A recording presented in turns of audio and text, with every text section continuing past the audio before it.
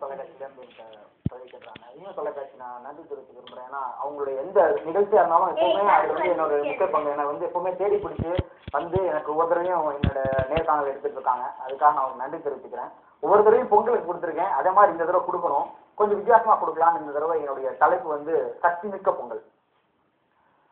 கல்வி போனேன். சக்தி மிக்க பொங்கல். தீமைகளை கண்டால் தீயாகி எரித்து மனதை என்றும் சுத்தமாக்கி வைத்து என்றும் புனிதமாய் வாழ்பவனின் போகி. கடன் வாங்கி பயிர் செய்து பசியோடு அடுத்தவன் வயிறு நிரப்பும் எம் பாசமான உழவனின் வீட்டு பொங்கல்.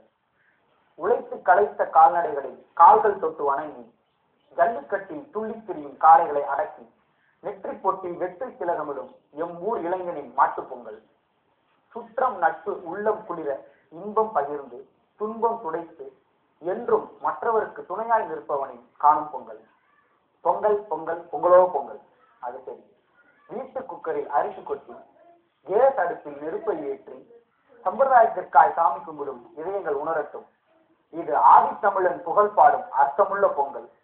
என் சாமானியன் கொண்டாடும் சக்திமிக்க பொங்கல். நன்றி.